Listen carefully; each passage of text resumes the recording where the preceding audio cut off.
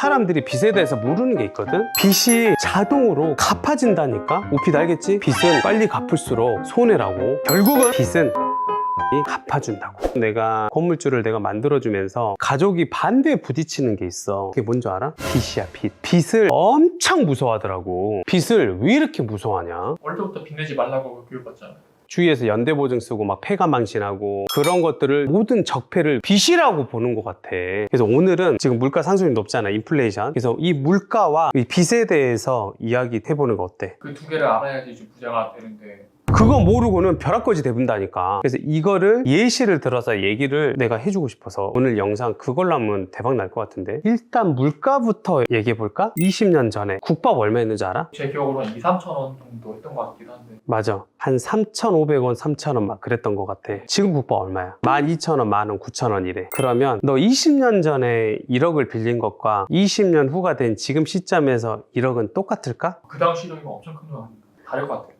지금으로 말할 것 같으면 한 4, 5억 정도 될 거야. 그러니까 숫자 본질은 변하지 않았어. 똑같아. 근데 그 가치는 너무 차이가 이렇게 나버린 거지. 국밥의 예를 들어 물가도 2,000원짜리가 10,000원이 됐고, 내가 당시에 만약에 1억을 빌렸다면 지금 그 1억도 4, 5억 가치가 됐고, 이게 뭐라고? 인플레이션이라고. 결국 이 인플레이션 모든 게 다 올라버리니까 상대적으로 화폐 가치가 뚝 떨어져 버린 거지.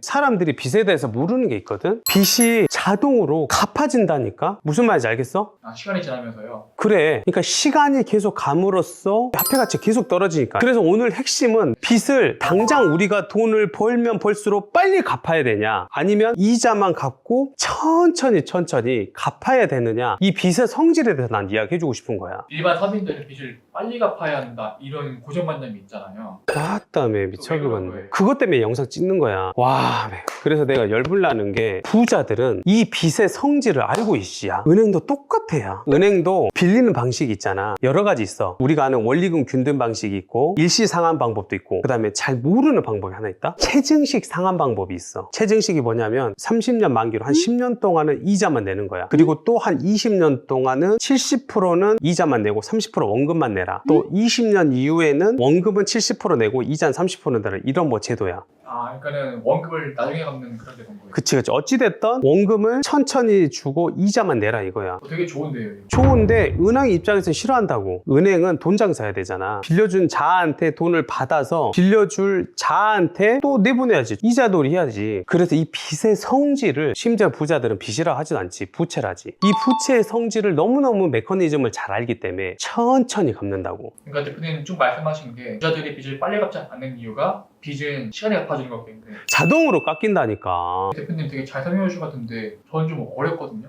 쉽게 설명 가능하신가요? 좋았어. 그러면 내가 재밌는 이야기로 이야기해도 될까? 옛날에 1880년에 대영 제국의 중심, 이 런던에 두 청년이 있었어. 에드워드라는 청년이 있고 빅터라는 청년이 있었네. 얘네 둘은 엄청 친한 친구야. 근데 이 청년 둘이 은행에서 5,000파운드를 빌릴 기회가 생겼어. 이 5,000파운드는 당시 어느 정도냐면 외곽 지역에 집을 한 여러 채 살 수 있는 엄청 큰 돈이었어. 그 돈 가지고 어떻게 했나요? 에드워드가 이제 런던 항구에서 5,000파운드를 이걸 시드로 시작해서 무역업을 시작했지. 근데 무역업을 하는데 매일매일 스트레스를 받고 고통스러워했어. 왜요? 빚을 갚기 위해서 일을 하는 거야. 그러니까 에드워드가 아이고 나 죽겠네. 돈을 갚아도 왜 이렇게 안 줄어드는 거야. 그래서 5,000파운드를 빌려서 사업을 잘하기 위해서 빌린 게 아니고 오히려 이게 족쇄라고 생각한 거야. 그래서 계속 4,990, 4,900, 4,800, 4,700 이러면서 계속 그것만 노이로제 걸릴 정도야. 와이프가 여보 계속 빚에 연연해요. 어느 순간 되면 갚겠죠. 나는 힘들다고. 나는 너무 스트레스요 이것이. 미쳐불겠네. 막 이제 이런 거지. 그래서 이 에드워드는 이 빚을 갚기 위해서 잠도 제대로 안 자, 끼니도 겨우 빵 조각이 몇 개로 때워 몸을 혹사시켜 아주 갈아 넣었어. 거의 15년을 그렇게 갈아 넣었어. 드디어 은행에 가서 선포를 해. 에드워드 씨, 드디어 모든 빚이 상환이 됐습니다. 축하드립니다. 딱 이렇게 하니까 예! 해방이다! 하면서 딱! 거울을 봤는데 빚만 다 갖고 나고 아무것도 없는 진짜 할아버지가 돼가는 자기 모습을 목격을 한 거야. 뭔가 15년 동안 빚을 갚기 위해 사업을 한 꼴이네요. 그지. 주객이 전도돼 버렸지. 그 사람은 결국 마인드가 돼 있지, 그릇이 돼 있지 않는 사람인데 돈을 빌렸던 거야. 그러니까 결국은 아쉬웠던 게 사업도 좋지만 이 돈 공부를 안 한 게 나는 패착인 것 같아. 주구장창 일만 하지 말고 공부를 좀 했더라면 신세 한탄을 안 했을 거 아닌가. 자, 반면에 빅터 얘기 좀 해볼까? 빅터도 똑같이 5,000파운드 빌렸잖아. 얘는 관점이 달랐어. 얘는 돈 공부를 좀 했던 거야, 당시에. 그래서 이 친구는 어떻게 했냐면 이 5,000파운드를 공장에다 투자를 했어. 다만 에드워드와 달랐던 건 원금을 갚지 않았어. 은행 직원이 말을 했어. 원금 갚으실 거죠? 아니요, 나중에 일시상환하든지 지금 이자 비용만 낼게요. 얘는 돈을 불리는 방법을 알았던 거야. 그래서 에드워드는 아까 뭐라 했어? 계속 원금과 이자 계속 갚았다 했지. 자기 삶에 없으면서 계속 빚만 갚은 데 끝났다 했지. 근데 빅터는 달랐다고. 이자만 갚으면서 돈을 계속 벌었을 거 아니야. 그 돈으로 계속 재투자를 했다고. 내가 직조 사업을 했거든. 그러면서 사업의 사세를 계속 넓혀갔어. 그러면서 내가 아까 뭐 했다 했지? 돈 공부도 했다 했잖아. 자산 플레이를 했던 거야. 여기도 인플레이션에 따라서 계속 자산 가치가 계속 오르는 거지. 그러면서 이 사람은 사업 소득으로 이자만 갚으면서, 그리고 내가 건물주로 돈 벌었던 것처럼 얘도 내가 자고 있을 때나 이 사업하고 있을 때나 여행 가고 놀러 가고 있을 때나 계속 돈을 벌게끔 해줬던 거야. 자산 가치가 계속 올랐던 거지. 근데 여기서 빅터가 아주 재밌는 일을 또 해. 번 돈을 투자도 하지만 은행에서 또 돈을 또 빌렸네. 그러면서 그 인근에 있지, 땅에다가 계속 투자를 하는 거야. 왜냐면 빅터는 관점이 달랐어. 도시가 계속, 인구가 밀도가 계속 높아지고 도시가 팽창되면서 여기는 분명히 오를 것이다. 주위에서는 엄청나게 무시했지. 비난하고 조롱하고, 사람들은 남욕하는 거 좋아하잖아. 근데 빅터는 비아냥거렸지만 알고 있었어. 곱셈 전략을 알았던 거야. 그리고 드디어 15년 후쯤 둘이 조우를 하게 돼. 똑같이 5,000파운드 빌린 지 15년 후네요. 그러니까. 그렇지. 너무너무 기대되지. 결론은 에드워드는 빚이 없는 깨끗한 신분이었지. 그리고 딱 집 한 채 정도 있는 아주 평범하디 평범한 먹고 사는 정도의 에드워드가 됐어. 그리고 에드워드가 투자했던 5,000파운드는 15년이 지나니까 화폐 가치가 떨어지니까 몇 년이면 벌 수 있는 돈으로 돼버렸다니까. 근데 빅터는 아직도 그 대출 있지. 5,000파운드 똑같이 빌렸잖아. 아직도 안 갚았어. 그러니까 빅터는 이제 그 5,000파운드가 얘가 사업이 엄청 크게 만들었잖아. 며칠만 일하면 벌어들이는 돈으로 돼버린 거야. 어떻게 인생이 이렇게 바뀌냐? 아까 내가 말했던 것처럼 돈은 자동으로 깎인다고, 시간에 의해서. 똑같아서 빅터가 그걸 알아본 거요. 인플레이션이 15년 동안 오르면서 이 화폐 가치가 계속 녹았잖아. 그 실질적으로 갚아야 될 돈들이 다 깎인 거야. 시간이 빚을 갚았다는 게 이거. 이거야, 이거. 빅터가 이걸 알고 있었어. 그리고 인플레에 따라서 내 자산 가치도 또 올라버리고. 결국 핵심은 빅터는 이 레버리지, 레버. 이